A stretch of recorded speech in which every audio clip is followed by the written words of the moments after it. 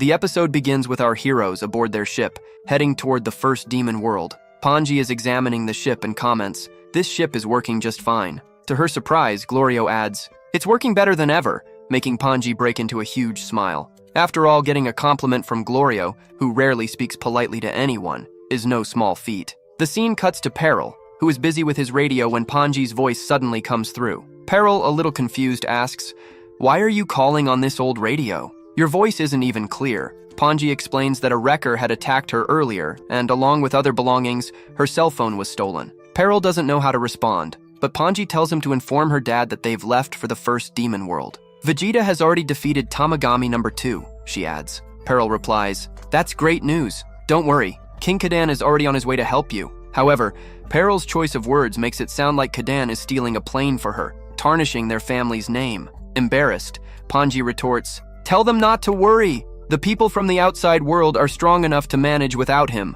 Hearing this, Vegeta's ears perk up.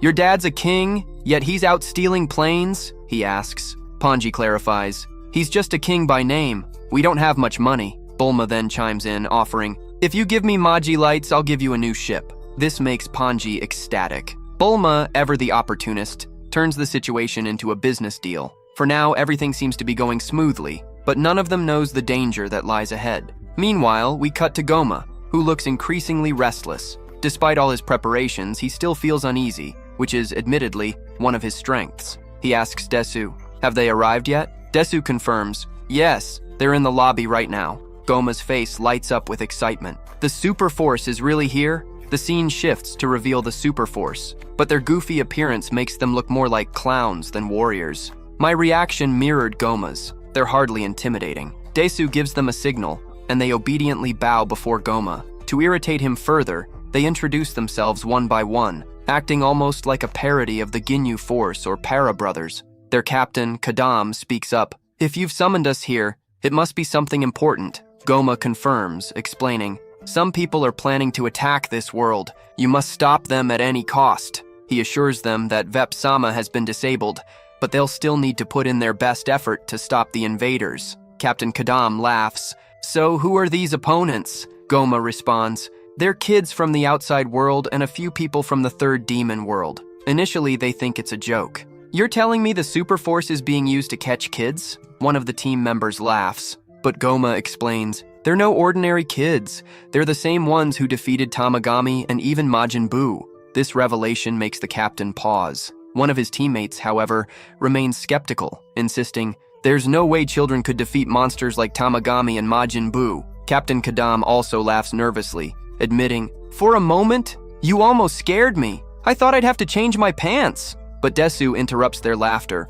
warning them to take this mission seriously before leaving. After they're gone, Kadam wonders aloud, could those kids really be that powerful? Do such beings even exist? His teammate dismisses it as exaggeration, and they continue laughing like fools. Back on the hero's side, they discover that Vep-sama has indeed been disabled. Neva examines it and immediately concludes it was Goma's doing. Goku attempts to lift Vep-sama with his power pole, but nothing happens. The group grows increasingly anxious since there's no other way to reach the first demon world. That's when the Supreme Kai mentions a tunnel, though it's blocked by a light-off shield. Hearing this, Goku extends his power pole toward the shield. Panji panics and yells, "What are you doing? Have you lost your mind?" Goku asks why she's so alarmed, and she explains, "If you so much as touch that shield, you won't survive." But before Goku can react, his power pole makes contact with the shield, triggering a surge of deadly lightning. The electricity travels through the pole and strikes Goku, who lacks the strength to withstand it.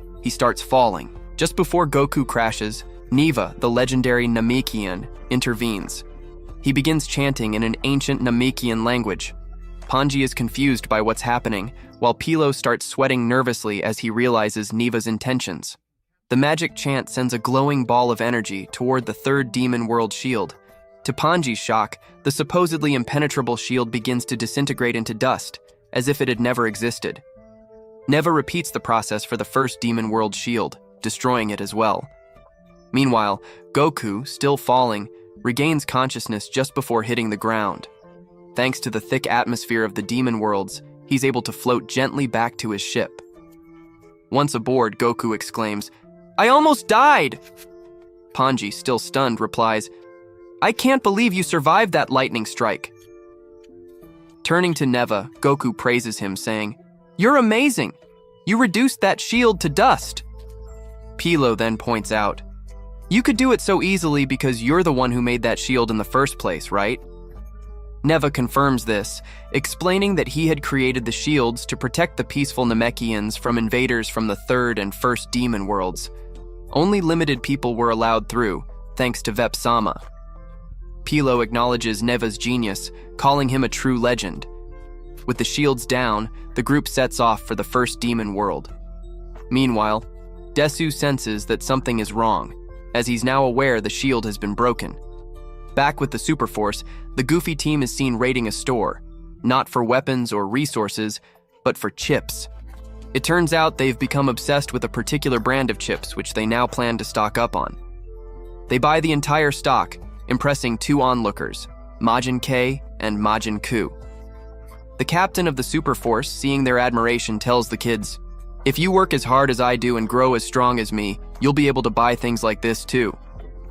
However, when it's time to pay, the team realizes they don't have enough money to cover the cost. In the end, they only buy 2 chocolates and give one each to Majin K and Majin Ku, saying, "Kids shouldn't eat too much chocolate anyway." The children, innocent as ever, are happy with the gesture.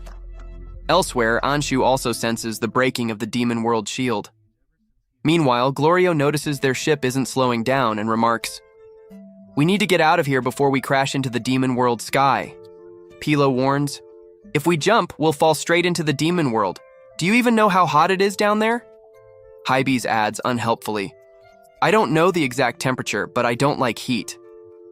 Glorio clarifies, "It's about 60 degrees Celsius down there, because a small sun orbits that planet."